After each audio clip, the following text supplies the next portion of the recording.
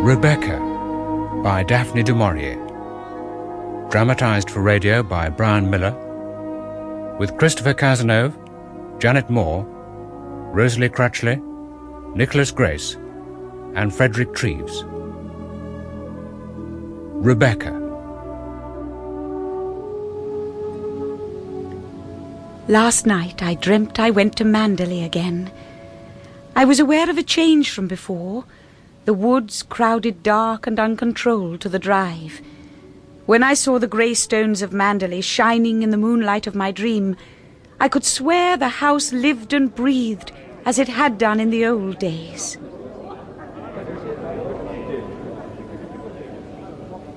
But a cloud came over the moon, and the house reverted to what I knew it really was, a soulless, desolate sepulchre. Our fear and suffering lay in its ruins. There would be no resurrection. I wake up from my dream and lie here many hundreds of miles from England, in a bare little hotel bedroom, comforting for its lack of atmosphere. He and I travel constantly now, from one small hotel to another, and if we are sometimes bored, well, boredom can be a relief from fear.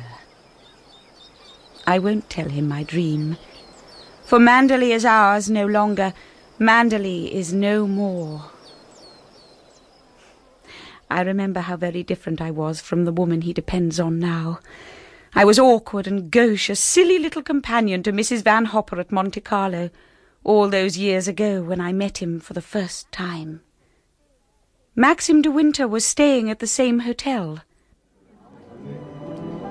You know, I recognized you as soon as you walked into the restaurant this morning, Mr. De Winter. I thought, why, there's Billy's friend, Mr. De Winter. I simply must show him those snaps of Billy and Dora taken on their honeymoon. I sent her up to get them at once. Here they are. Oh. There's Dora. Isn't she simply adorable? Billy's crazy about her. He hadn't met her when he gave that party at Claridge's, where I saw you first. But I dare say you don't remember an old woman like me. On the contrary, I remember you very well. I have to say, I don't think I'd like Palm Beach all that much. If Billy had a home like your Manderley, I don't suppose he'd play around in Palm Beach. I'm told it's like fairyland. I haven't been there, of course, but I've seen pictures of it. I wonder you can ever bear to leave it. Of course, you Englishmen are always so modest about your homes, so deprecating. He won't admit it, my dear, but I believe Mandel has been in his family's possession since the conquest. I suppose your family often entertained royally there, Mr. De Winter. Not since Ethelred. Ethelred? The one who was called the Unready. In fact, it was while staying with my family that the name was given him. He was invariably late for dinner. Oh, really? I'd no idea. How interesting. And what do you think of Monte Carlo? Or don't you think of it at all?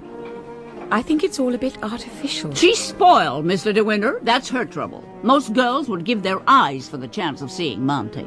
Wouldn't that rather defeat the purpose? I'm faithful to Monte. My constitution won't take the English winter.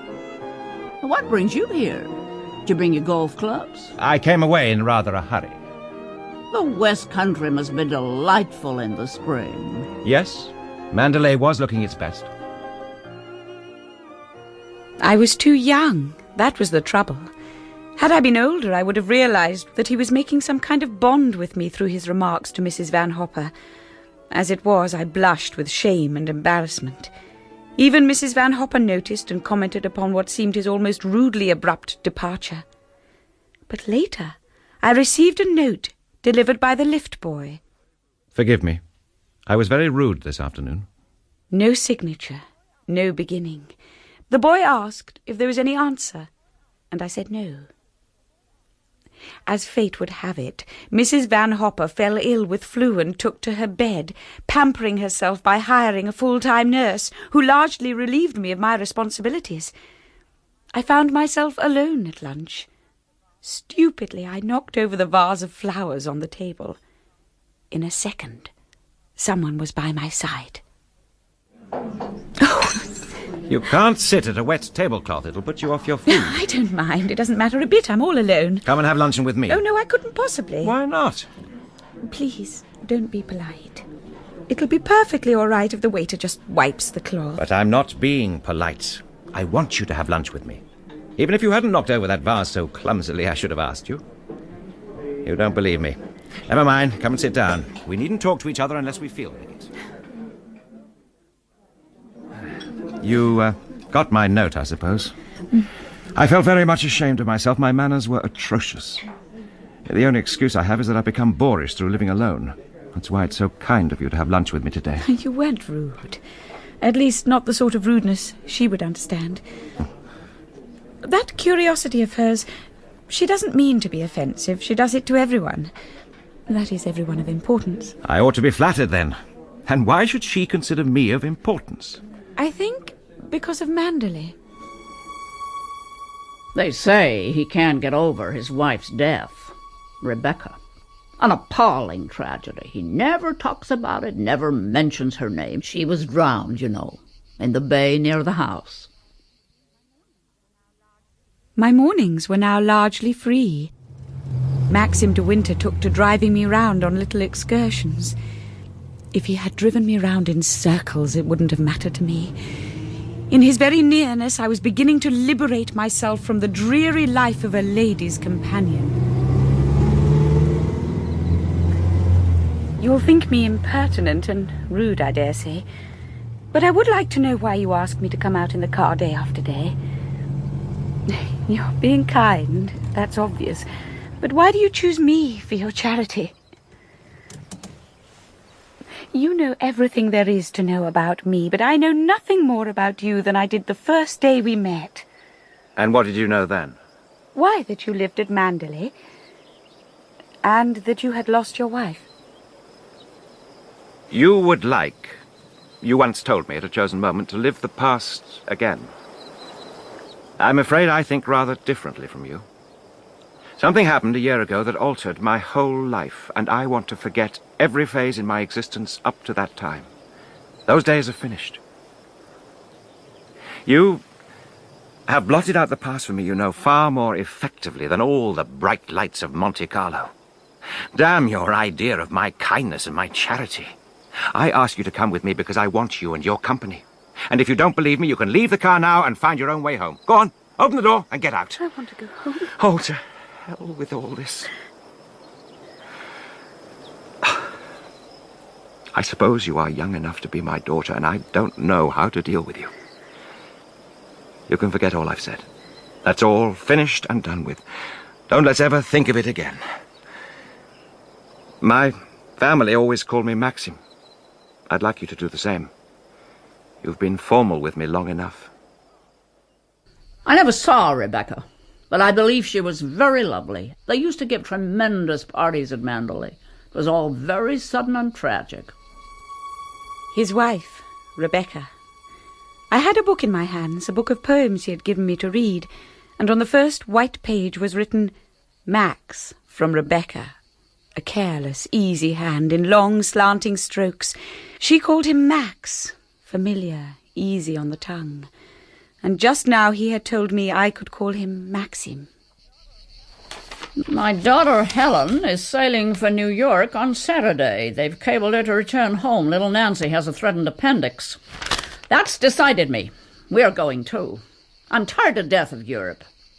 How do you like the idea of seeing New York?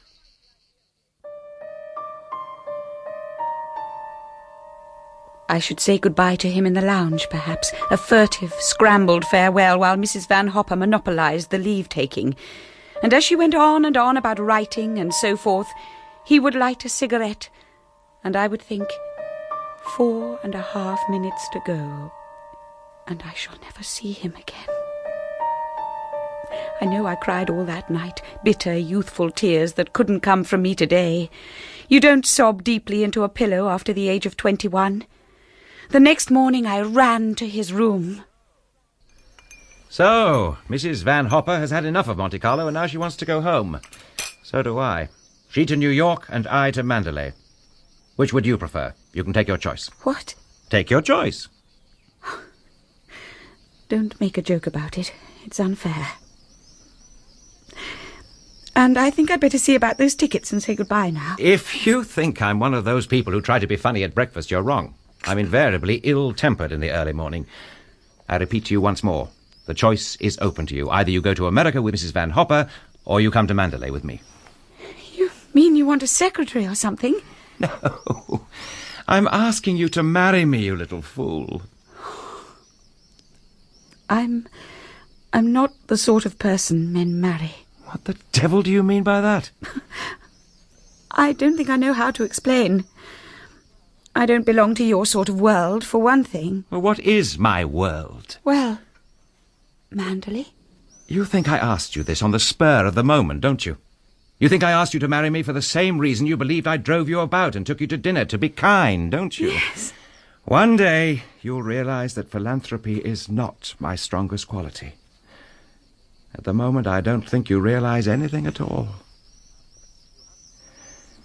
You haven't answered my question. Are you going to marry me? My suggestion doesn't seem to have gone too well. I'm sorry. I rather thought you loved me. A fine blow to my conceit. I do love you. I've been crying all night because I thought I should never see you again. Oh, bless you for that. It's a pity you have to grow up.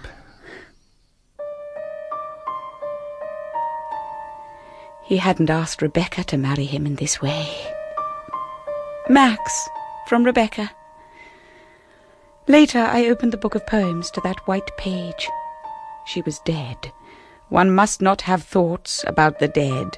They slept in peace. The grass blew over their graves. I cut the page right out of the book. The book looked white and clean when the page was gone. But I had to get up and look at the torn fragments of the cut-out page in the wastebasket. Even now the ink was thick and black. The writing was not destroyed. I took a match and set light to the fragments. The fire burned them to feathery dust. I suppose I've got to hand it to you. You're a fast worker. Still waters can certainly run deep in your case. You realize he's years older than you. He's only 42. Of course you know why he's marrying you, don't you? Ha! You haven't flattered yourself he's in love with you. The fact is, that empty house got on his nerves to such an extent he nearly went off his head.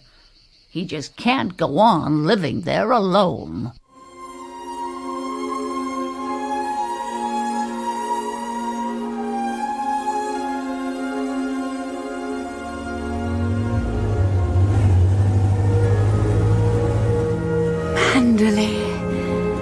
Oh, Maxim, just look at those rhododendrons. Like them? It's all so beautiful. Here, straighten your fur. I should have given you time to buy a few decent clothes when we stopped over in London. Doesn't matter as long as you don't mind.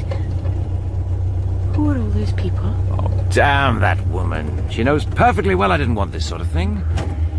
I'm afraid you'll have to face it. Mrs. Danvers has collected the whole staff from the house and estate to welcome us. Oh, it's all right. You won't have to say anything. I'll do it all. Here's Frith. You'd call him the faithful old retainer. Hello, Frith. Everything well? Yes, sir. Thank you, sir. Welcome home. And hope you've been keeping well, sir, and madam. Oh, we're all right, but we're tired and we want our tea. I didn't expect this business. Mrs. Danvers' orders, sir. Ranged one behind the other in the hall, overflowing to the stone passages beyond, a sea of faces, open-mouthed and curious, gazing at me as though it were my execution. Someone tall and gaunt advanced, dressed in deep black, whose prominent cheekbones and hollow eyes gave her a skull's face, parchment white, set on a skeleton's frame. This is Mrs. Danvers. Welcome to Mandalay, madam. I speak for myself and on behalf of the staff. Thank you. I'm glad to be here. I will introduce you to each member of the household. Your gloves. What? You dropped your gloves. Oh. Allow me, madam. There. Thank you, Mrs. Danvers. Mrs. Danvers wondered, madam, whether you'd like to see your room when you've finished your tea. Oh. What sort of job have they made of the East Wing, Frith? Oh, very nice indeed, sir. Mrs. Danvers was afraid the workmen wouldn't be finished before you arrived, sir. Oh. Have you been making alterations? Oh, bit of redecorating. I thought we'd use the suite in the East Wing. Much more cheerful on that side of the house. A good view of the rose garden. It was the visitors' wing when my mother was alive. Look, run along and make friends with Mrs. Danvers. It's a good opportunity. What was this room like before? Oh, it had a mauve paper and different hangings. Mr. De Winter did not think it very cheerful. It was never much used, but he gave special orders in his letters that you would have this room. Then it wasn't his bedroom originally? Oh, no, madam. I suppose you've been at Manderley longer than anyone else. Not as long as Frith. He was here when Mr. De Winter was a boy. You didn't come till after that? No, not till after that.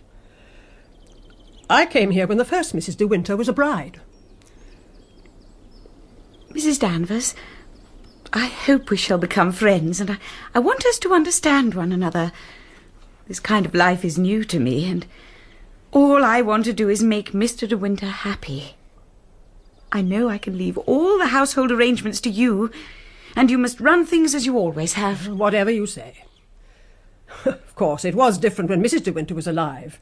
There was a lot of entertaining then, and she liked to supervise things herself. I would rather leave it all to you, much rather. Can I do anything more for you now? No, I think I have everything. You've made the room so charming. I only followed Mr. De Winter's instructions. He said you would prefer to be on this side. The rooms in the West Wing are very old. The bedroom there is twice as big as this one. It's the most beautiful room in the house. And the windows look down across the lawns to the sea. I suppose Mr. De Winter keeps the most beautiful rooms to show to the public. The bedrooms are never shown to the public. They used to live in the West Wing and use those rooms when Mrs. De Winter was alive. The big bedroom I was telling you about was Mrs. De Winter's bedroom. I see. You could never tell you were within 5 minutes of the sea from this wing, could you?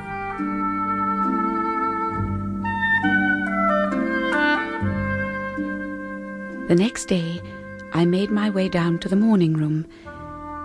It was a woman's room, graceful, fragile. The room of someone who had chosen each article of furniture with great care, so that everything was in perfect harmony with her own personality. This I will have, and this, I could hear her saying, taking piece by piece from Manderley's treasures, each object that pleased her best, with a sure instinct for only the most exquisite.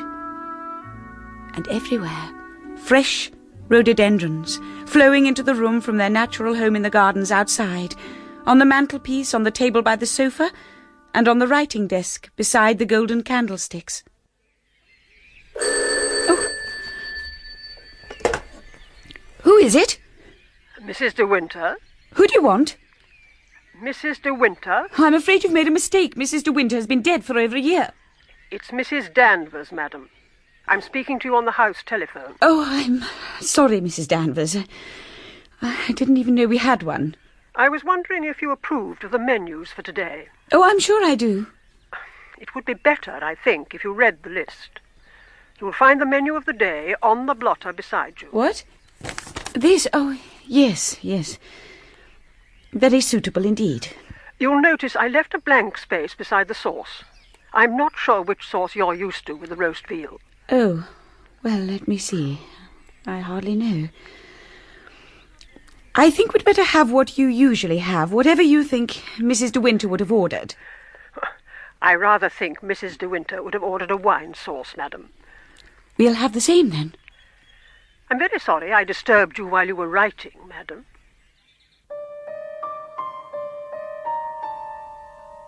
I heard the sound of a car in the drive at 12. I knew it would be Maxim's sister Beatrice and her husband Giles coming to inspect me. My courage caved in, and I thought I would head for my bedroom where I would wait for a suitable moment before going down. But I must have lost my bearings, for passing through a door at the head of the stairs, I came to a long corridor I hadn't seen before, and to another staircase. I opened a door and found a room in total darkness. Dimly I could see the outline of furniture swathed in dust sheets. I shut the door softly, and walking in the corridor again, I realized I was in the west wing. I came to a little alcove where a broad window looked out directly onto the lawns and the sea. Madam. Mrs. Danvers. I was looking for my bedroom. You've come into the opposite side of the house. Did you go into any of the rooms? I just opened the door of one of them. If you wish to open up the rooms, I'll have it done. Any time when you've nothing to do, you have only to ask me, and I'll show you the rooms in the west wing. I'll have the dust sheets removed, and you can see the rooms as they looked when they were used. It would take only a short while to have the rooms in readiness. It's very kind of you. Now I think I must greet the Lacys. I heard their car just now. You know your way, don't you? Maxim always dumped the bachelors into this room. Well, it's charming, I must say. Looks out over the rose garden, which was always an advantage. Now we've got the men out of the way, may I powder my nose? Of course, Beatrice. Oh, Danvers do this up for you? Yes, I think she's done it very well. These are nice brushes. Wedding present. Maxim gave them to me. My brother has some taste. But then he was educated into it, wasn't he? Do you suppose you'll be having lots of people down? I don't know. Maxim hasn't said. Funny old boy. One never knows with him. One time the place was always chock-a-block. Somehow I can't see you... Oh, well, never mind. Pity you don't ride or shoot. You miss such a lot.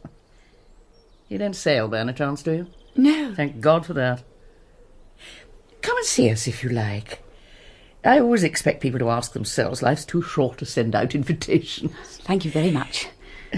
Forgive me if I've said a lot of rude things. Tact was never my strong point, as Maxim will tell you. I have to say, you're not a bit what I expected. You see, you're so very different from Rebecca.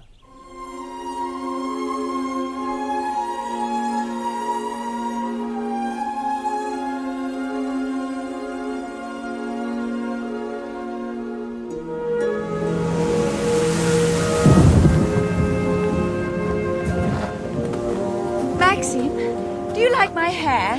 Your hair? Of course I like it. It's a bit wet, of course. Sorry about that. And I had to take a walk after seeing Beatrice, rain or no rain. I find a little of my family goes a long way. She was nice. She said I was quite different from what she expected. So what the devil did she expect? Someone much smarter, more sophisticated, I guess. Beatrice can sometimes be infernally unintelligent. I loved walking through Happy Valley just now. It's exactly how you described it to me in Monte Carlo. It's a bit of a contrast to this cove. Comes on you as a shock, doesn't it? Jasper? Jasper, where are you? Perhaps he's gone back to the Happy Valley. Well, he was by that rock a minute ago, sniffing a dead seagull. Come back! We don't want to go that way. Oh, the dog can look after himself. Perhaps he's fallen, poor little chap. No, he's all right. He knows his own way back.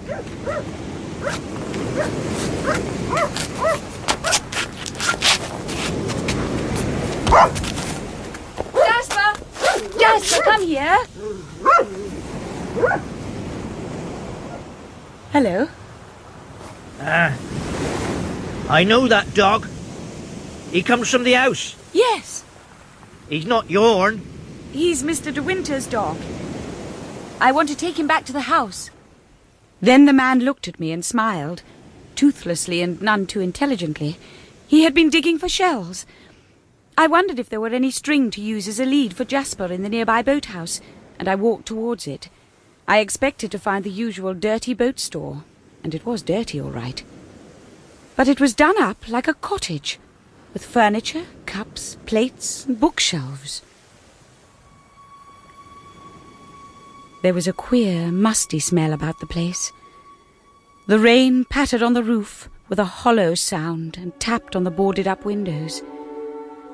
I looked about for some string, but there was none anywhere.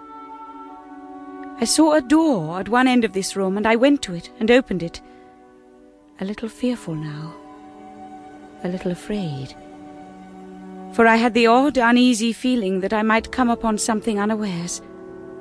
Something I had no wish to see, something that might harm me. But it was nonsense, I knew it was. I opened the door, and there was the boat store after all. Before long I had cut off a piece of string from a ball of twine and returned to the beach. There! That's got you now, Jasper. I saw he go in there now. Yes, it's all right. Mr. De Winter won't mind. She don't go in there now. No, not now. She's gone in the sea, ain't she? She won't come back no more. No, she'll not come back. I never said nothing, did I? No, of course not. Don't worry. Come on, Jasper.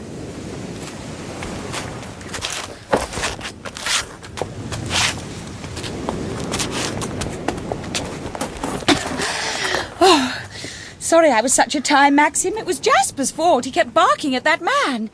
Who was he? Oh, only Ben. He's quite harmless, poor devil. His family lived near the home farm. Where did you get that string? In the boathouse on the beach. Was the door open? Yes. I found the string in the back room. Oh. Now, the boathouse is meant to be locked. Did Ben tell you it was open? No, he didn't seem to understand anything I said. No, he makes out he's worse than he is. He's probably in and out of it all the time. I don't think so. It looked completely deserted. The damp's got into everything. The books are spoiled, the chairs and that sofa. Come on, Jasper, for God's sake. Pull him along a bit. Make him keep up with us. It's your fault. You walk so fast. We can't keep up. If you'd listened to me instead of rushing off over the rocks, we'd be home by now. I thought Jasper might have fallen. I was afraid of the tide. Do you think I'd have left the dog there if it had been any question of the tide? I told you not to go, and now you're grumbling because you're tired. I'm not grumbling, but anyone would have trouble keeping up with this pace. I thought you were going to come with me to find Jasper anyhow. Why should I exhaust myself careering about after the damned dog? You're exhausting yourself plenty right now. You're just saying that about Jasper as an excuse. Excuse? Why should I want an excuse for not coming with you to the beach? Oh, Maxim, how should I know? You just didn't want to, that's all. I could see it in your face. See what in my face? I've already told you. Oh, let's drop the subject, please. All right, I didn't want to go to the beach. Will that please you? I never go near the bloody place and that damned boathouse. And if you had my memories, you wouldn't want to go there either. Or talk about it, or even think about it. Maxim, please.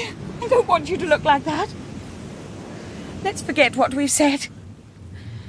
Please let everything be all right. We ought to have stayed abroad. We ought never to have come back to Mandalay. Oh, God, what a fool I was to come back!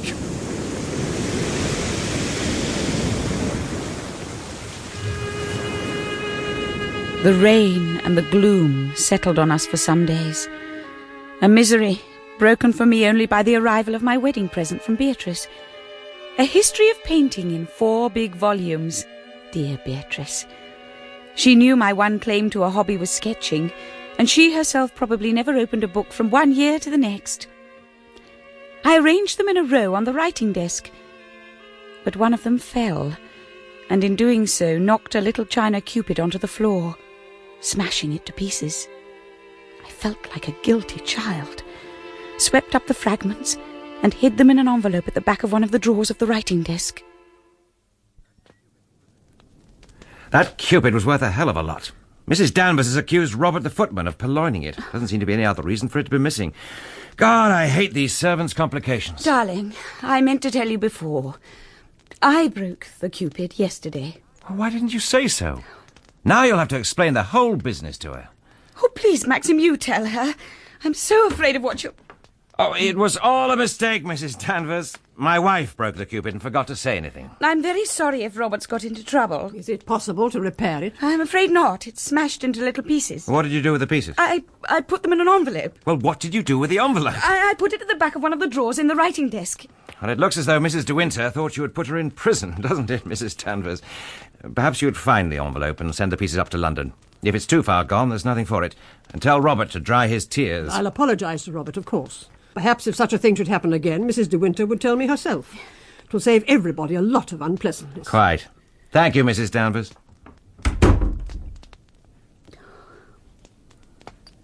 I'm sorry, darling. Oh, my dear child, what does it matter? I wonder if I did a very selfish thing in marrying you. What do you mean? Well, are you happy here? I'm not much of a companion to you at my age. Oh, that's ridiculous. Of course we're companions, and I am happy.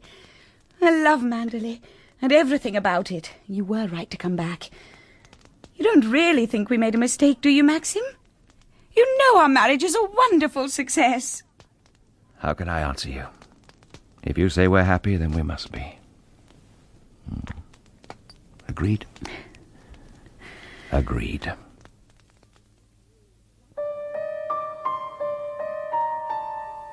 The smashed Cupid had been a wedding present for Rebecca. "Oh, look, Max, look what we've been sent," she would have said as she plunged her hands into the box of shavings. "We'll have it in the morning room." And he must have knelt down beside her, and they must have looked at the little Cupid together. I felt oddly free when Maxim went overnight to London on business, curiously happy. I took Jasper for walks on our own. I swam in the sea. I was drawn to the boathouse again and went inside, only to surprise Ben stealing a fishing line from the boat store. He was terrified, like a child, and I tried to calm him by saying we would keep it a secret. He gave me a shell he'd collected as a present. That's yourn. Thank you. It's very pretty. You got angel's eyes. Not like the other one. Tall and dark she was. She gave you the feeling of a snake. I seen her here with my own eyes. Be night she'd come. I looked in once. She turned on me. She said, "You don't know me, do you? You never see me here, and you won't any more. If I catch you looking in the windows again, I'll have you put in the asylum." She's gone now, isn't she? No one's going to put you in the asylum, Ben.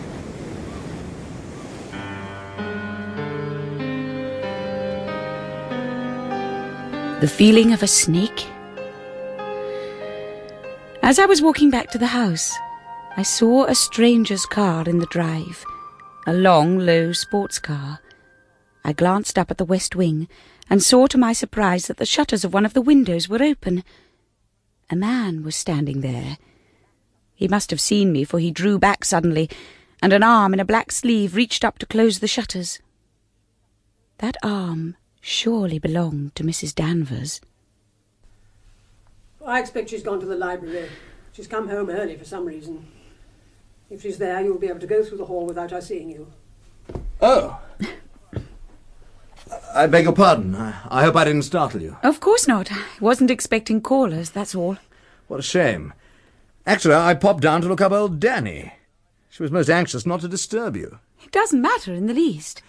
And, how's old Max? Maxim? Very well. He's gone up to London. And left the bride all alone, huh? Ah, hello, Danny. All your precautions were in vain. The mistress of the house was hiding in here. Well, aren't you going to introduce me? This is Mr. Favell, madam. Well, I suppose if I'm not going to be invited to tea, I'd better be on my way. Come and have a look at my car. Why don't you? Much faster than anything Max has. What do you say? Where? Where is the car? Just in the drive. You coming too, Danny? No, I won't. Goodbye, Mr. Jack. There. What do you think of it? Very nice. Come for a ride to the lodge gates. No, I don't think I will. I'm rather tired. Oh, well. Mustn't lead the bride astray. I wish I'd got a bride waiting for me at home. I'm just a poor, lonesome old bachelor. By the way, it would be extremely sporting of you if you didn't mention this little visit of mine to Max. He doesn't exactly approve of me, I'm afraid. Can't think why not. Anyhow, it might get old Danny into trouble. Comprenez? Yes, all right. Very well.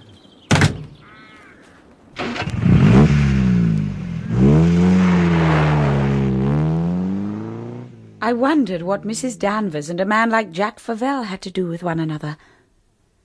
Or was he something to do with Rebecca? It seemed impossible. So why were he and Mrs. Danvers in the West Wing? Why had they closed the shutters when they saw me approach the house? I had this strange impulse now to creep upstairs to the West Wing and see these rooms for myself. Yes, her room, this room. But where were the dust sheets? They were gone. The room was alive again, the bed made up, fresh flowers. A satin dressing-gown lay on a chair and a pair of slippers beneath. In a minute, Rebecca herself would come back into the room, sit down before the looking-glass humming a tune, reach for her comb and run it through her hair. It was the most beautiful room in the house. All the things in it I would have loved and almost worshipped if they had been mine. But I knew they were not mine. They belonged to somebody else.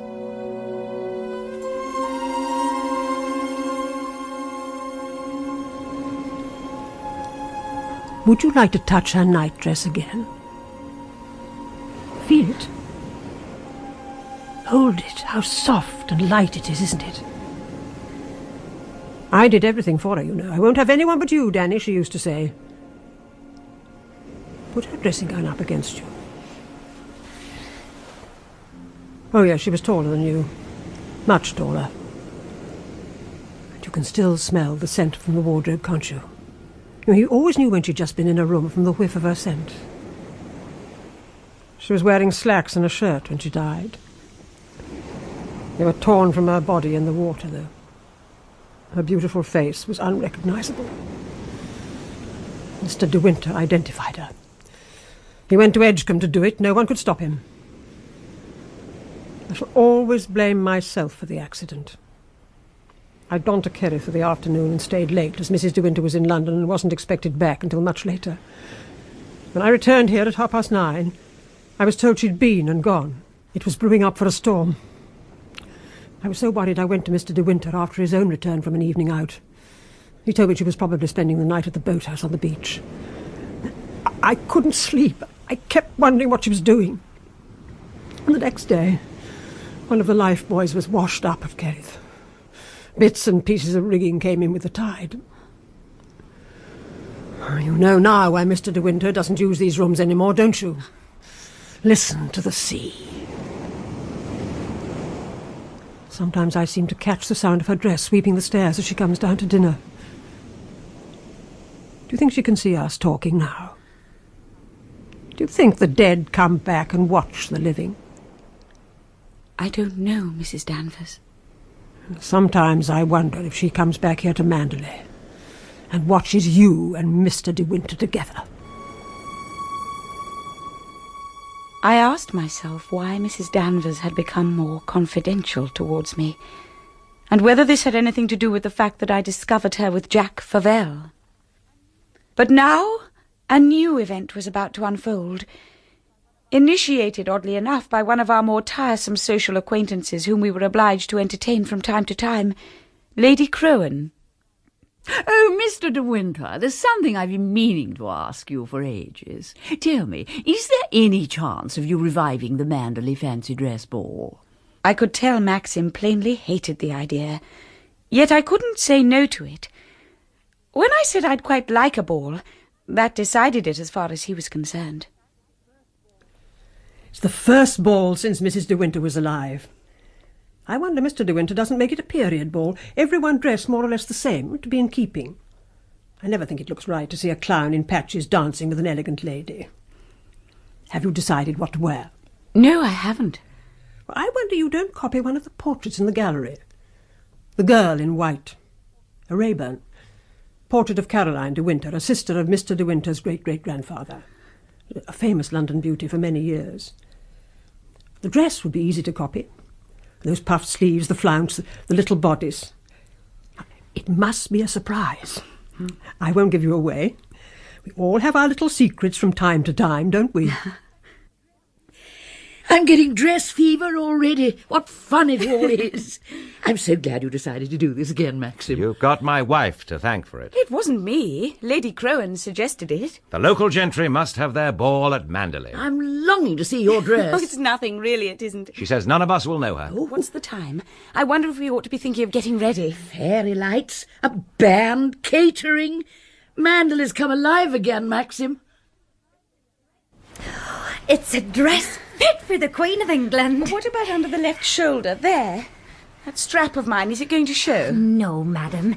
No, nothing shows. How is it? How do I look? Oh. Give me the wig. Careful, don't crush it. I'll brush your hair first. Oh, Clarice, what will Mr. De Winter say? Who's there? You can't come in. It's me, Beatrice, my dear. How far have you got? I want to look at it. No, you can't come in. I'm not ready. I'll be down soon. Don't wait for me, all of you. And tell Maxim he can't come in. Maxim's down already. He said he hammered on your bathroom door and he never answered. Now, don't be too long, my dear. We're all so intrigued. Well, Clarice, how do I look? Beautiful, madam. Like Cinderella. Or like Caroline de Winter.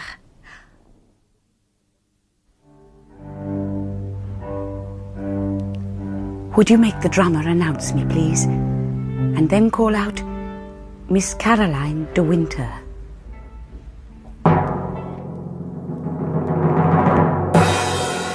Miss Caroline de Winter.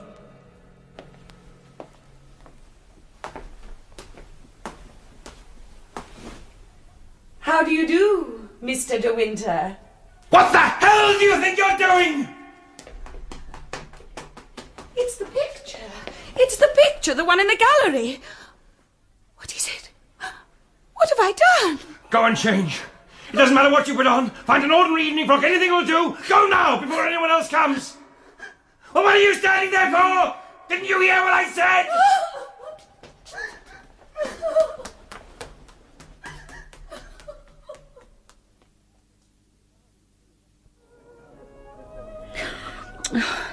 Of course, I knew at once it was a terrible mistake. But then you couldn't possibly have known. Known what? Why, the dress, you poor dear. It was what Rebecca did at the last fancy dress ball at Mandalay. Identical. No. The same picture, the same dress. When you were announced standing on the stairs for one ghastly moment, I thought... I ought to have known. Oh, nonsense, how could you? Only Maxim... What about Maxim? He thinks you did it deliberately. No! Oh, you had some bet you could startle him, didn't you? No. Well, only a foolish joke, and of course he doesn't understand. What am I going to do? How am I going to tell him? I'll do that. I'll get him alone for a minute and explain the whole thing. Meanwhile, you must get ready to go down. No, I'm not coming down. But you must, dear. For Maxim's sake as well as your own. What will he do without his hostess? Would you like some brandy? I know it's only Dutch courage, but sometimes it helps. No, I don't want anything. I shall have to go down. They're about to have dinner. Don't leave it too late, dear. Everything will come out all right in the end. Are you sure it's safe to leave you? Yes. And thank you, Beatrice.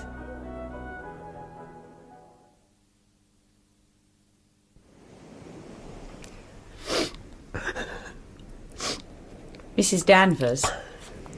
Yes. What is it? Mrs. Danvers. The day started off well, but now the fog is closing in from the sea. I left the menu on the desk. Do you want something changed? You've done what you wanted, haven't you? Are you pleased now, after what happened last night? Why did you ever come here? Nobody wanted you at Mandalay. Why didn't you stay in France? You seem to forget that I love Mr. De Winter. If you loved him, you'd never have married him. What? I thought I hated you. But I don't now.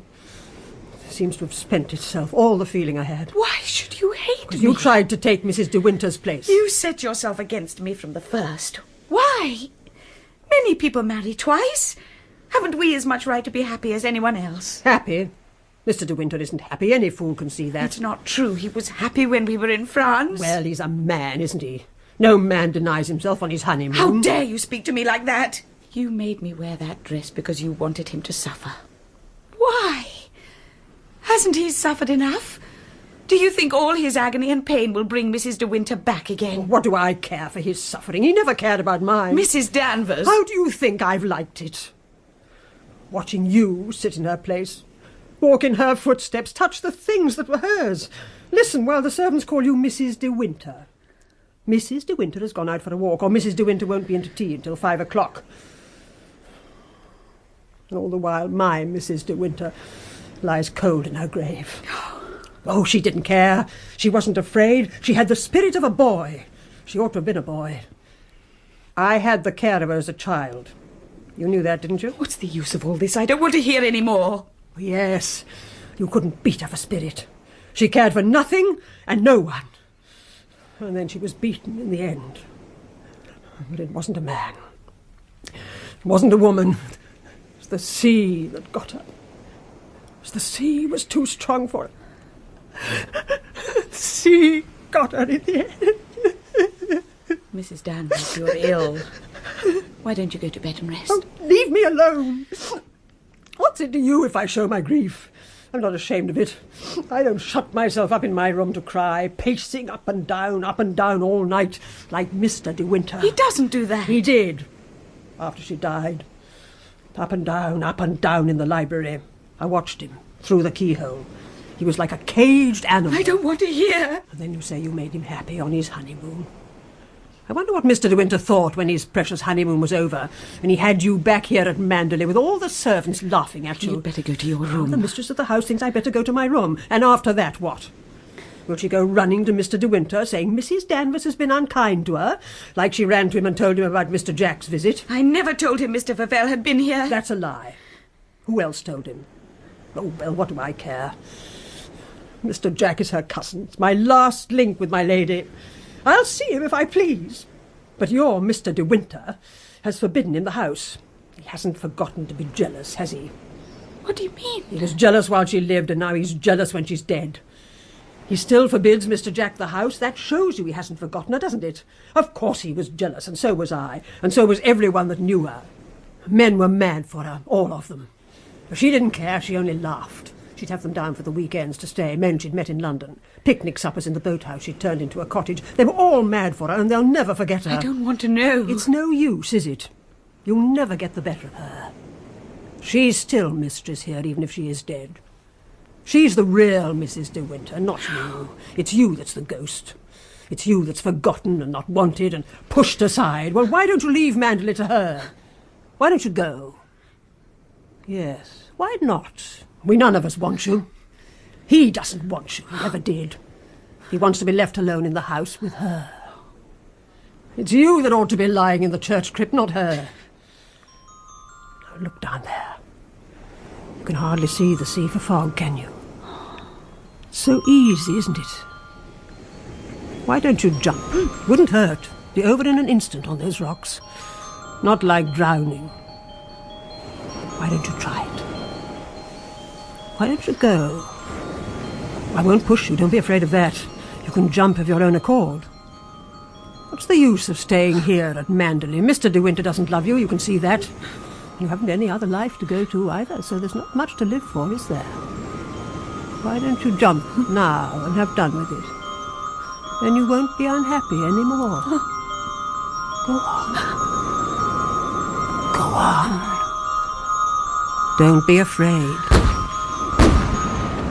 What was that? It's the rockets. There must be a ship gone ashore out there in the bay. Frith! Frith! Yes, Mr. De Winter? She's ashore, all right. I was watching her for the headland and I saw her go for the reef. She must have mistaken the bay for Kerrith Harbour. They'll never shift her. Not with these tides. Tell them in the house to stand by with food and drink.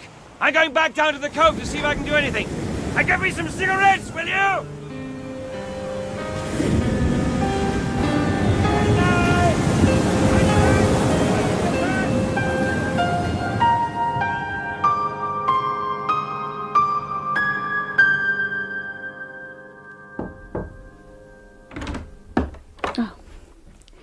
Captain Searle, the harbour master, would like to see you, madam. See me?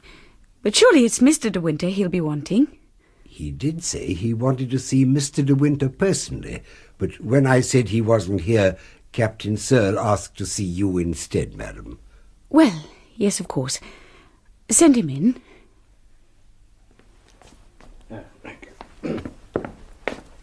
Mrs. De Winter? Come in, Captain Searle. I'm sorry my husband isn't back yet. He must have gone down to the cliffs again, and he was in Kerrith before that. I haven't seen him all day. Yes, I'd heard he'd been to Kerrith, but I missed him there. He must have walked back across the cliffs while I was in my boat. Oh, do sit down. Go. I'm afraid the ship has disorganised everybody. Was it to do with that? No, ma'am. It's not the ship that brought me here. Not directly. The fact is, I've got some news for Mr. De Winter, and, well, I hardly know how to break it to him. What sort of news? A couple of hours ago, we sent a diver down to inspect the hole in the ship's bottom. While he was down there, he came across the hull of a little sailing boat, lying on her side, quite intact and not broken up at all. He's a local man, and he recognised the boat at once. It was the little boat belonging to the late Mrs. De Winter. I see. Would anything have to be done about it? Not in the ordinary way, ma'am, no. Mrs. De Winter, the last thing I want to do is cause you or Mr. De Winter any distress. But the boat itself wasn't all the diver discovered. He broke one of the ports with a stone to have a look inside the cabin. It was full of water, of course. And then he got the fright of his life, Mrs. De Winter. There was a body in there, lying on the cabin floor. It was dissolved, of course, no flesh on it, so it's unrecognisable. When he came up to the surface, he reported it direct to me, and now you understand why I've got to see your husband. She was supposed to be sailing alone. Does this mean there was someone with her all the time and no one ever knew? It looks like it. Who could it have been? I can't tell any more than you. Anyhow, I'm afraid it'll have to be reported. Oh. Yeah, it's very hard on you, coming now, just when you're settling in. If only we didn't have to tell him. You know I wouldn't if it were possible, ma'am, but I've got to do my duty. Hello, what's happening? I didn't know you were here, Captain Searle. Is anything the matter? My old cowardice came over me. I couldn't stand to be in the room and rushed out without looking at Maxim. Later, while on the terrace, I heard Captain Searle's car start up in the drive, his business finished. I returned to the library, knowing what he had told Maxim. If I failed now, I should fail forever. There would never be another chance. Maxim, I don't want you to bear this alone. I want to share it with you. I've grown up in 24 hours. I'll never be a child again. You've forgiven me, haven't you? Forgiven you? What have I got to forgive you for? For last night. Oh, that. I'd forgotten. Can't we start all over again? Can't we begin from today and face things together? I won't ask you to love me. I won't ask the impossible. I'll be your companion. I won't demand anything more than that. How much do you love me? No, it's too late, my darling, too late. We've lost our little chance of happiness. No! Yes, it's over now. The thing has happened. What thing? The thing I always foresaw. The thing I've dreamt about. You and I aren't meant for happiness. What are you trying to tell me? Rebecca has won. What? A shadow between us all the time. How could I hold you like this with the fear always in my heart that this would happen? She knew it would happen. She knew she'd win in the end. Maxim, you must tell me. Rebecca's boat. They found it this afternoon. I know. And the body. It means she wasn't alone, doesn't it? That's it, isn't it, Maxim? There was someone with her who didn't drift away from the boat. No. You don't understand. There was no one with Rebecca. She was alone. It's Rebecca's body lying on the cabin floor. No. The woman buried in the crypt is not Rebecca. It's the body of some unknown woman. There never was an accident. Rebecca was not drowned at all. I killed her. I shot Rebecca in the boathouse in the cove. I carried her body to the boat and sunk it in the bay. I killed Rebecca. Will you look into my eyes now and tell me that you love me? Little by little, the feeling will come back to me. At the moment, I am nothing. I'm just a wooden thing in Maxim's arms. Then he begins to kiss me. He has never kissed me like this before. I put my hands behind his head and shut my eyes. I love you so much. So much. So much. No. You don't love me. We'll forget that. It won't happen again. Maxim, I love you more than anything in the world. But when you told me just then, I was stunned. I couldn't feel anything then. You don't love me. That's why you couldn't feel anything. Kiss me again, Maxim. No, it's no use now. We can't lose each other, not now. We've got to be together always with no secrets. Please, darling, please. There's no time. We may have only a few hours left. They'll identify her body. There's everything to tell them. The clothes, the shoes, the rings on her fingers. And then they'll remember the woman in the crypt. What are you going to do? I don't know. I don't know. Does anyone know? Anyone at all? No. No one but you and me. No one but you and me. Why didn't you tell me? I couldn't bring myself to. I thought you were unhappy. Bored. You never seemed to want to come to me of your own free will. How could I? When I knew you were thinking about Rebecca. How could I ask you to love me when I knew you loved Rebecca still? Whenever you touched me, I thought you were comparing me to Rebecca. Whenever we did anything together, I thought you were saying, this I did with Rebecca, and this, and this. It was true, wasn't it? Oh, my God! You thought I loved Rebecca? You still think so, even though you know I killed her? I hated her, I tell you. Our marriage was a farce from the beginning. She was vicious, damnable, rotten, through and through. We never loved each other, never had one moment of happiness together. Rebecca was incapable of love, of tenderness, of all decency. When I married her, I was told that I was the luckiest man in the world. She was so lovely, so accomplished, so amusing, and I believed them. Or tried to. But there was something about her eyes. She made a bargain with me. I'll run your house for you. I'll look after your precious Mandalay for you, and people will envy us. They'll say we're the luckiest couple in all England. What a leg pull, eh, Max? Yes, she said that. And then she went her own way, knowing that I'd never expose her to the divorce courts. I put Mandalay first before everything else, before even my own shame and loathing and disgust for all that she was and all she did. Oh, my darling, my Maxim, my love. Do you understand? Do you? Our life was a shabby lie. She had her men friends down to stay. She always had men. That fellow Favell, a cousin of hers, took to coming here and staying at the boathouse when I was away. He came here on the day you went to London. You saw him too? Why didn't you tell me? I got it from Crawley, who saw his car turn out of the lodge gates. Anyhow, that night, I warned her that if I found him here, anywhere on the estate, I'd shoot him. He had a filthy reputation. She told me that she could get her faithful Danvers to swear anything she asked her to swear in court. She defied me to try and prove to the world that we were anything less than the perfect couple. If I had a child, Max, she said, neither you nor anyone else would ever prove that it wasn't yours.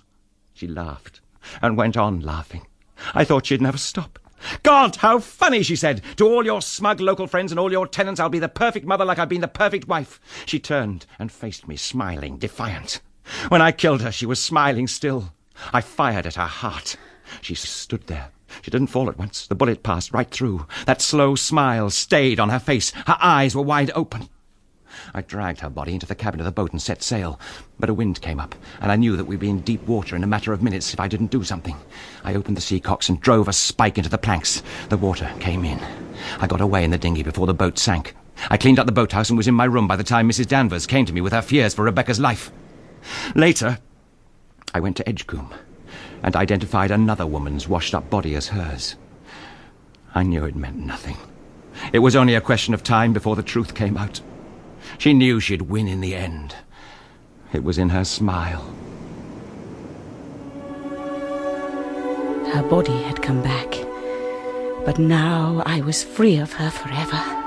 I was free now to be with Maxim, to touch him and hold him and love him.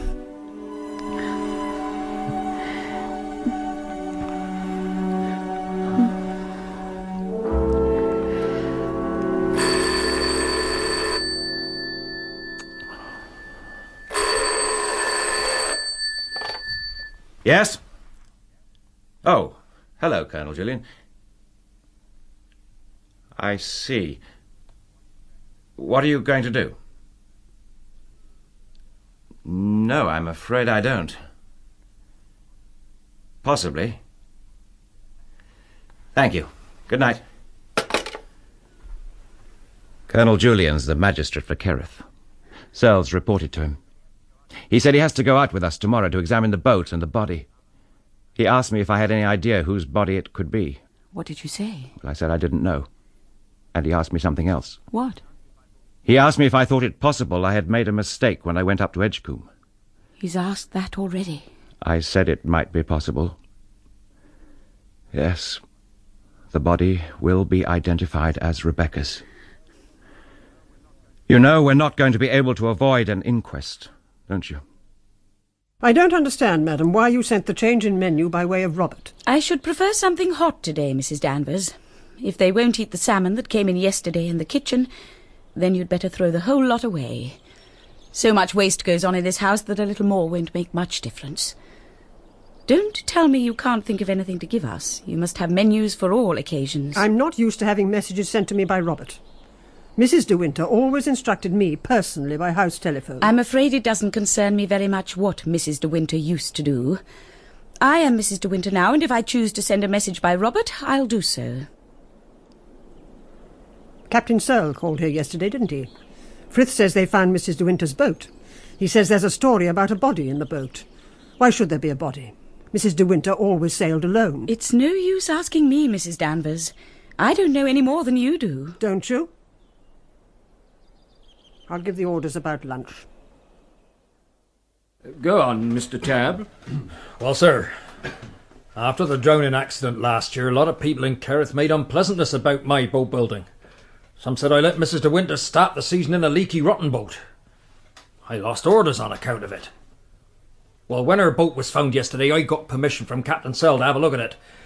I wanted to satisfy myself that the work I put into it had been sound. Did you come away satisfied? Well, with my own work, yes. But what I want to know is this. Who drove holes in her planking? Rocks didn't do it. The nearest rock was 5 feet away. Besides that, they weren't holes made by a rock. They were done with a spike. What holes were these? How many of them? Well, there were 3 of them altogether. One right forward by her chain locker, and the other 2 close together amidships underneath her floorboards at the bottom. The ballast had been shifted too. It was lying loose. And that's not all. The seacocks had been turned on. What are seacocks? The fitting that plugs the pipes leading from a wash basin or lavatory, sir. Mrs. De Winter had a little place fitted up right aft. Well, these plugs are always kept tight closed when you're underway. Well, otherwise the water could flow in. When I examined the boat yesterday, both seacocks were turned full on. Well, with those holes in her planking, sir, and the seacocks not closed, it wouldn't take long for a small boat like her to sink. Not much more than 10 minutes, I should say. Those holes were definitely not there when the boat left my yard. I was proud of my work, and so was Mrs. De Winter. It's my opinion, sir, that the boat never capsized at all. She was deliberately scuttled. Mr. De Winter, you heard the statement from James Tabb, who had the care of Mrs. De Winter's boat. Do you know anything of these holes driven in the planking? Nothing whatever. Can you think of any reason why they should be there? No, of course not. It's a shock to you, isn't it? It was shock enough to learn that I made a mistake in identification over 12 months ago. And now I learn that my late wife was not only drowned in the cabin of her boat, but that the holes were bored in the boat with the deliberate intent of letting the water in so that the boat should sink. Does it surprise you that I should be shocked?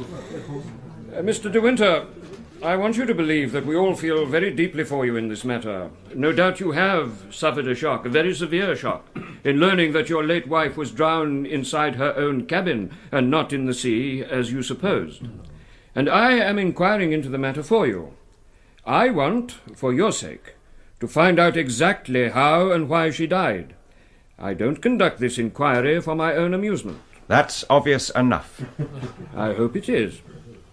Do you doubt the statement of James Tabb that 3 holes were hammered through Mrs. De Winter's boat? Of course not. He's a boat builder. He knows what he's talking about. The boat was moored in the private harbour belonging to Manderley? Yes. Now, James Tabb has told us that a boat with those holes drilled in her bottom and the seacocks open could not float for more than 10 or 15 minutes. Quite. Therefore, we must assume that whoever took the boat out that night drove in the planking and opened the seacocks while the boat was under sail. I suppose so. Does this not strike you, Mr. De Winter, as being very strange? Certainly. You have no suggestion to make? No, none at all. Maxim! Oh.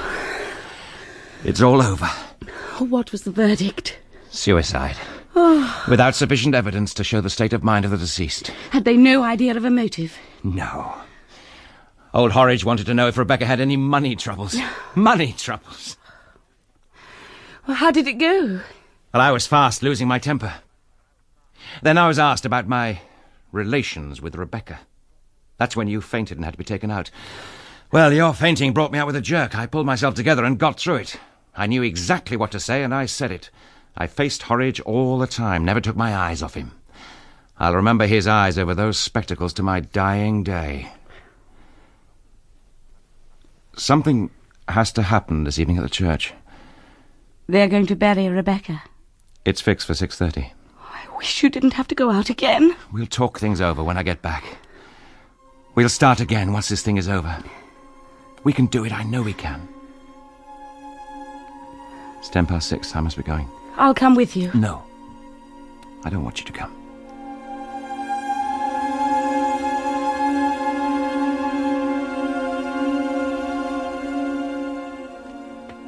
Mr. Jack Favell, madam.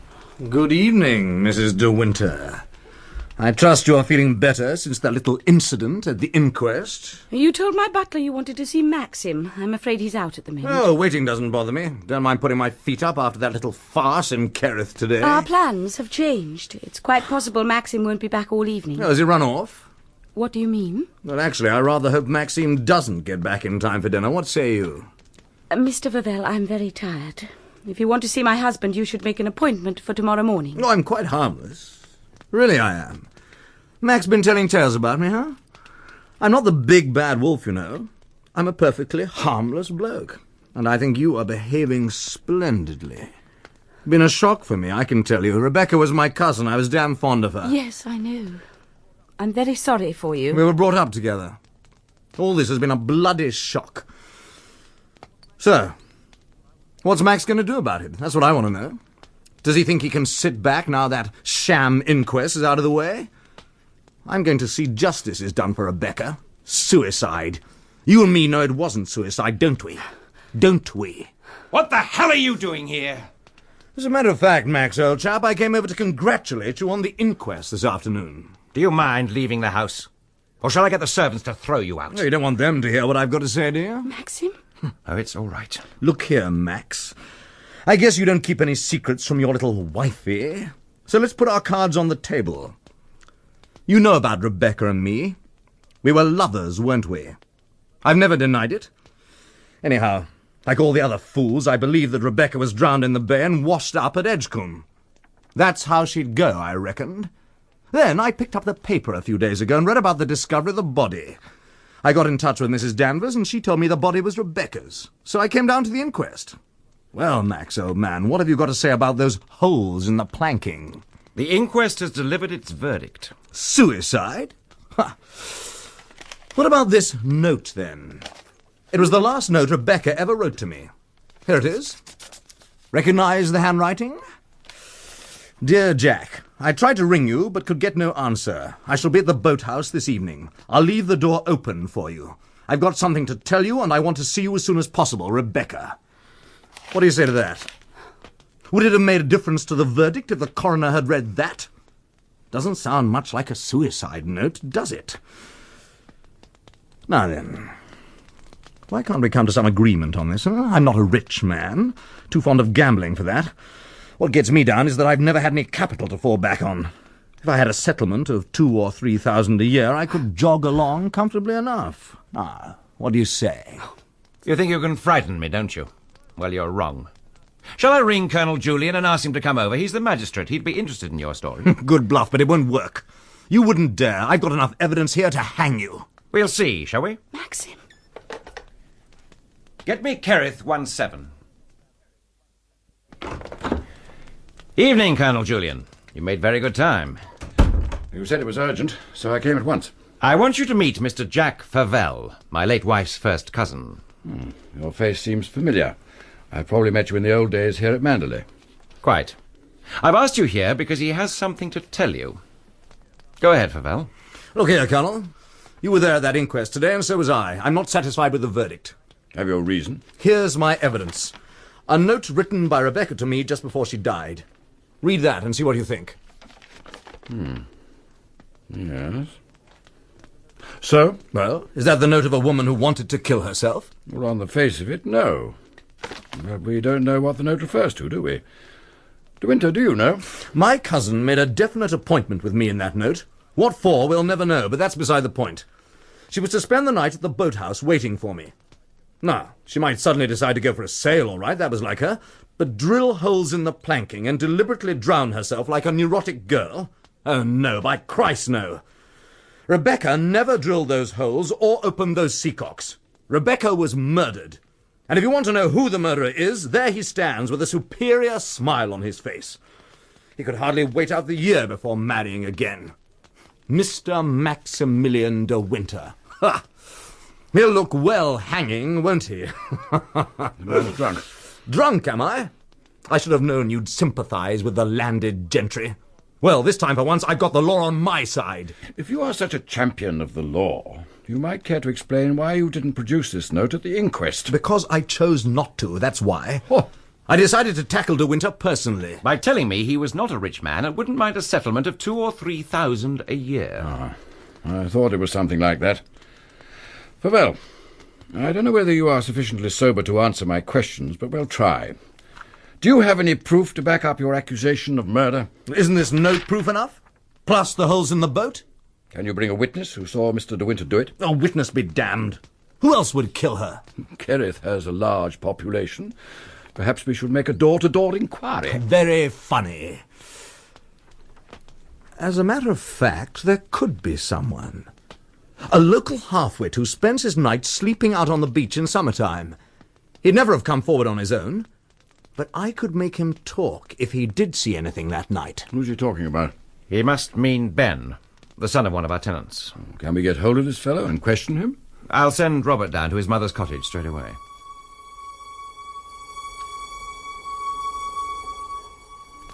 Well, Ben, you know who I am, don't you? Do you know Mr. Favell? I never seen un. Don't be a bloody fool. You've seen me at the boathouse dozens of times, haven't you? No, I never seen no one. Damned half-witted liar. A convincing witness. Has he come to take me to the asylum? I don't want to go there. Them cruel folk in there. I want to stay home. I ain't done nothing. That's all right, Ben. No one's going to put you in an asylum. Are you quite sure you've never seen this man? I've never seen him. You remember Mrs. De Winter, don't you? No, not this lady, the other lady who used to go to the boathouse. Eh? You were there, weren't you? You saw Mrs. De Winter come down to the boathouse, and then you saw Mr. De Winter too. He went into the boathouse after her. What happened then? What happened? I ain't seen nothing. I want to stay home. I'm not going to the asylum. I never seen you. Never. Your witness doesn't seem to have helped you much. It's a plot. Somebody's paid him off to deny what he saw. I think Ben might be allowed to go home. Danny'll shed some light on this. She'll back me up. Colonel, I demand that you question Mrs. Danvers. Mrs. Danvers was subdued in the presence of authority. She began to cry. She cried and cried. No one would stop her. I wanted to scream and run out of the room. Eventually she recovered herself, and as I expected, she was quite definite that Rebecca wouldn't want to commit suicide. But something else came to light. It was known Rebecca had spent the fatal day in London before returning to Manderley. Mrs. Danvers had her appointment book, and it was decided to look up the date to find out whom she might have seen while in London. Ah, yes, here we are. Hair appointment at 12, lunch at the club. What's this? Baker, 2 o'clock. Who was Baker? Baker? I've never heard of anyone called Baker. Well, here it is. Baker, in her own writing. I believe if we knew who he was, we might get to the bottom of this whole thing. She wasn't in the hands of moneylenders, was she? Mrs. De Winter? It's preposterous. Or blackmailers? Had she any enemies? Anyone she was afraid of? Mrs. De Winter afraid? She was afraid of no one. Who cares about this Baker character? If he was important, why didn't Danny know about him? Rebecca never kept anything from Danny. Oh, there's something here at the back of the book. Among the telephone numbers, Baker, 0488. No exchange. There's something here, too. A mark beside the number. Could it be an M? It might be an M. Try museum. Right. Hello? I want you to get me London. Museum 0488. Yes, I'll wait. Oh, God, please don't let it be true. Don't let Baker be found. Please, God, make Baker be dead. Don't bring it closer and closer to Maxim. Hello? Is that Museum 0488? Can you tell me if anyone by the name of Baker lives there? Yes? Can you tell me who he is? I see. Could I have his address? Yeah, I'll just take that down. Right. Right. Thank you. It was the night porter from an address in Bloomsbury. It's a doctor's consulting rooms during the day. Now, apparently, Baker's given up the practice and left 6 months ago, but the porter gave me his address. It's somewhere near Barnet, north of London. Not on the telephone, so we can't ring him up. Some goddamn face cream maker. It seems not. The porter told me that Dr. Baker has been a well-known women's specialist. There might have been something seriously wrong with her. I can't understand it. I don't know what it means. Why didn't she tell me? Why did she keep it from me? She told me everything. I've got something to tell you, and I want to see you as soon as possible. That's what she wrote you, Favell, after she'd seen this Dr. Baker. Well, it does connect up, I have to admit. But what the hell was the matter with her? Oh, there's nothing for it, De Winter. We're going to have to go up to London and see this man. The sooner it's cleared up, the better. I rather think I'd like to come up with you, just to make sure you two don't start cooking up evidence between you. I told Maxim I wanted to go to London to see this through with him. It was decided the four of us would go up by car the following morning, Favell saying he would follow us in his own car. Colonel Julian returned home and Favell to his hotel for the night. That evening, Maxim and I took in the peace and beauty of Manderley. Would it be our last evening? Would another 24 hours see Maxim arrested for the murder of Rebecca? Finding Dr. Baker's house in North London seemed an interminable business, but eventually we arrived at tea-time that day. Although he had retired from his practice, he'd kept all his medical records at home, but he was reluctant to reveal anything to us until Maxim and Colonel Julian explained the legal implications of the case. The doctor was slow and deliberate. It seemed an age while he went in search of his records, and another age before he got to the nub of the matter. Understand, I wouldn't reveal any of this if the course of justice weren't at stake. Right. Mrs. De Winter had come to me the week before, complaining of symptoms, and I took some x-rays. I haven't the photographs here, but I kept notes on them. I remember she said to me, "I want to know the truth. I don't want soft words in a bedside manner." Well, she asked for the truth, and I let her have it. Go on. The pain was as yet slight, but the growth was deep-rooted. Another 3 or 4 months, and she'd have been under morphia. An operation by this stage was no earthly use at all. Outwardly, of course, apart from looking a little thin, she seemed a perfectly healthy woman. Oh, and I also found from the x-rays a certain malformation of the uterus. That, of course, had nothing to do with the disease, but it meant she would never have been able to bear a child.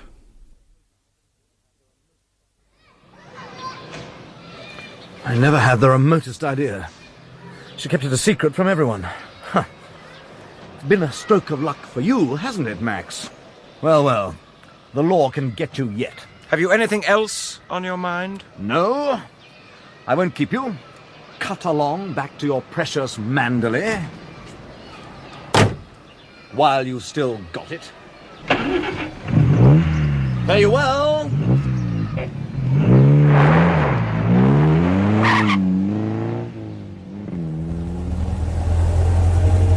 He can't do anything, De Winter. Just bluffing. He hasn't a thread of a case now. Baker's evidence would quash it. I thought the solution would lie in Baker. A dreadful thing for her.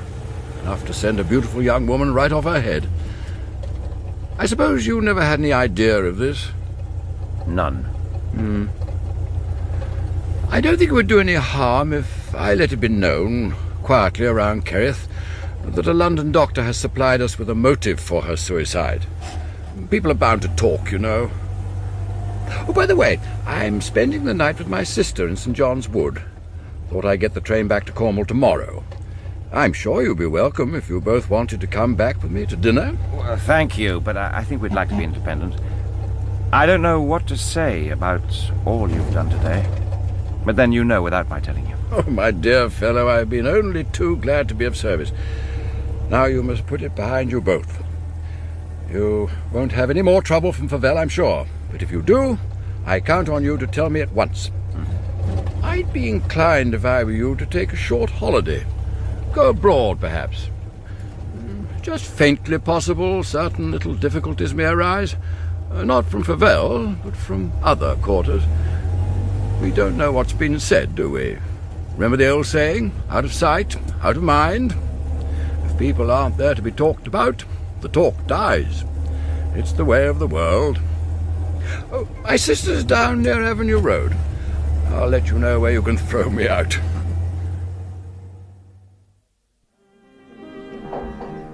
A nice, quiet dinner, and then we'll take it slowly back to Mandalay. It won't be too late for you. You know I'd rather be there than anywhere else. How much of the truth do you think Julian guessed? I think he knows everything. If he does, he'll never tell. Never. He won't, perhaps, but there's bound to be endless talk about those holes in the boat. I believe Rebecca lied to me on purpose. She wanted me to kill her, make a quick end of it. That's why she laughed even when I shot her. It was her last joke on me. I'm not sure she hasn't won, even now. What do you mean? How can she have won? I don't know. Something's nagging at me. I'm going to ring up Frank Crawley back at the office. I won't be long.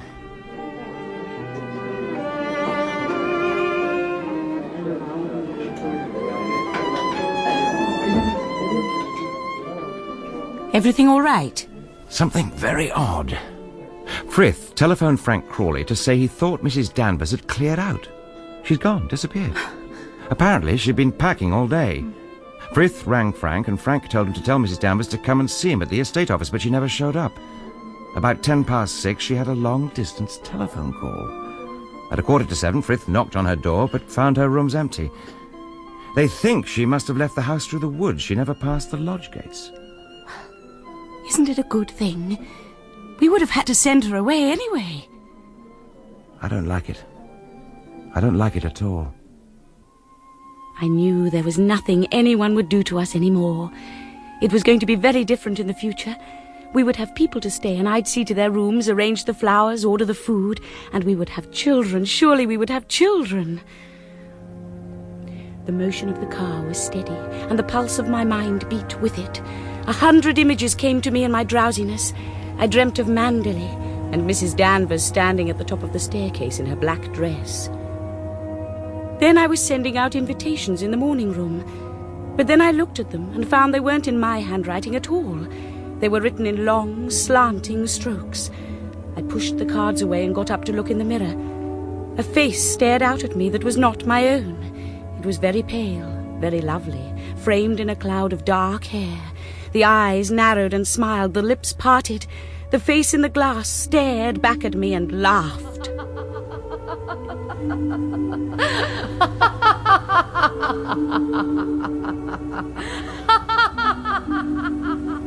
And then I saw she was sitting on a chair before the dressing table in her bedroom, and Maxim was brushing her hair. He held her hair in his hands, and as he brushed it, he wound it slowly into a thick rope. It twisted like a snake. and he took hold of it with both hands and smiled at Rebecca and put it round his neck. No, no. What is it, darling? What's the matter? Sit close. Oh, you're cold. You've been asleep for 2 hours. We'll be home soon. What time is it? Well, it's now about 2:20. It almost looks as though the dawn were breaking over there beyond the hills. Can't be, though. It's too early. Well, it's also in the wrong direction. You're looking west. I know. Maxim, it's in winter you see the northern lights, surely not in summer. That's not the northern lights. That's Mandalay. Maxim, my God, what's happened? He drove faster, much faster. The road to Mandalay lay ahead. There was no moon. The sky above our heads was inky black, but the sky on the horizon was not dark at all. It was shot with crimson like a splash of blood, and the ashes blew towards us with the salt wind from the sea.